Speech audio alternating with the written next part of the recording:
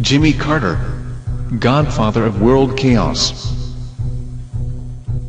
دکتر مایکل ایونز، روزنامه‌نگار سرشناس آمریکایی و برنده جوایز گوناگون در رشته روزنامه‌نگاری که آخرین کتاب و جزو پرفروش‌ترین ها بود، از جیمی کارتر به عنوان رئیس جمهور یاد می‌کند که یک جا جهان را به سوی ناامنی، فاجعه و ترور هدایت کرد. کارتر با استفاده از شماع حقوق بشر باعث پایمالی حقوق انسان در بخشی از جهان شد. کارتر خمینی را از طریق سیاه کشف کرد، آیت الله خمینی، و با خمینی متحد آمریکا یعنی ایران را زیر و رو کرد. اجازه همیانان هم گوش کنیم به گوشه از گفتگو با آقای دکتر مایکل ایونز.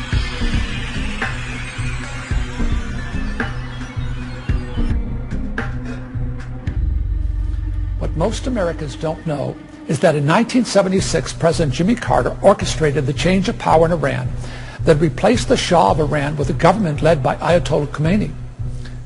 I tell the entire shocking story about this in my new book, Jimmy Carter, The Liberal Left in World Chaos. I detail how a single decision made in the name of false hope changed the entire structure of the Muslim world and led to the establishment of the fanatical extremist movement that is responsible for terrorism around the world today. This liberal left agenda by President Jimmy Carter actually funded the beginning of such terrorist organizations as Al-Qaeda, the Taliban, Hamas, and Hezbollah.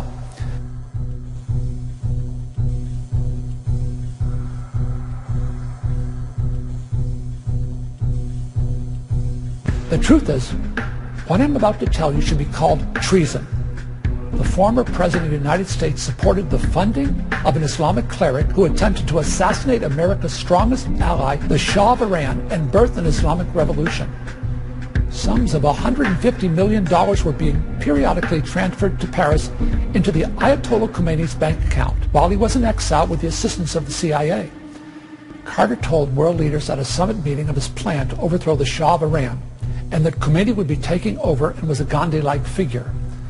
On April 1st of the following year, this Gandhi-like figure proclaimed the first day of the government of God in Iran. It was the birth of the Islamic Revolution.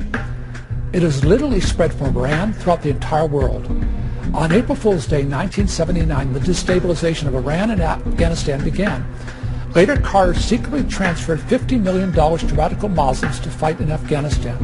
It was in fact used to purchase arms to create an organization that ultimately became known as Al-Qaeda. On Inauguration Day 1980 at 4:31 a.m., he secretly wire transferred $7.9 billion to buy the American hostages back after 144 days of humiliation.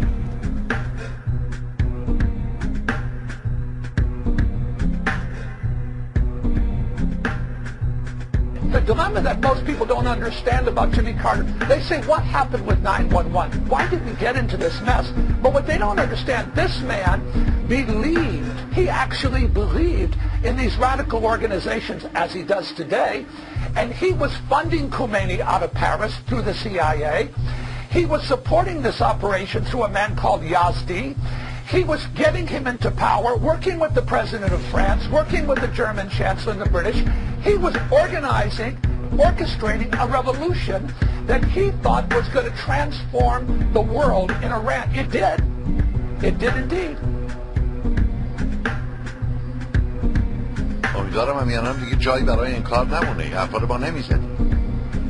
بنابراین بنا به گفته آقای دکتر مایکل ایونز که به تمام اسناد دولتی در این زمینه دسترسی داشته و با دستگاه‌های اطلاعاتی همینطور سیاست‌های دوران کارتر رو خوب میشناسه، از ناظران این سیاست در همون زمان بوده و بنا به گفته او به صراحت که کارتر در واقع رهبر ارکستری بود که اعضایش رئیس جمهور فرانسه، نخست وزیر انگلیس و همینطور آلمان و کشورهایی که در گوادلوپ نشستند و تصمیم گرفتن که انقلاب ایران رو سامان بدن. این دیگه ما که نبودیم که خود اینا دارن اقرار میکنن من دیگه نمیدونم ما دیگه چرا مدعی هستیم، ما دیگه چرا در این میان مدعی هستیم. و آقای مایکل ونس داره هشدار میده که مبادا سیاست امروز در کاخ سفید نیست ادامه همون سیاست باشه. داره از حالا این هشدار رو میده، اصلا کتاب رو به همین قصد بشه. چون که از سوالایی که از اون میشه اینه که چرا حالا، و اون نگرانی خودش رو تشریح میکنه از اینکه مبادا نگاه مدیریت و رهبری امروز همون مدیریت آقای کارتر نسبت به مسائل جهان باشه. پس آقای مایکل ونس بحث اطلاعی که کسانی که هنوز نمیدونند معتقده که کارتر ارکستراسیون رو ایجاد کرد و با همکاری نوازندگان این ارکستر هرچی ساز خودش رو برداشت، فرانسوی ها، انگلیسی ها، آلمان ها و نشستند و تصمیم گرفتند که در ایران انقلاب رو سامان بدن.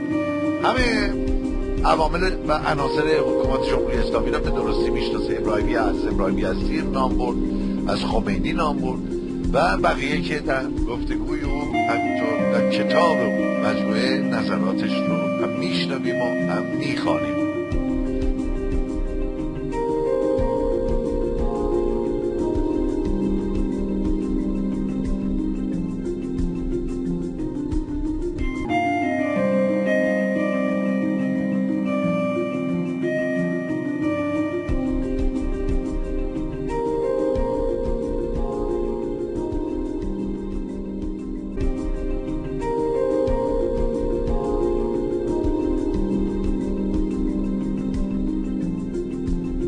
Jimmy Carter, godfather of world chaos.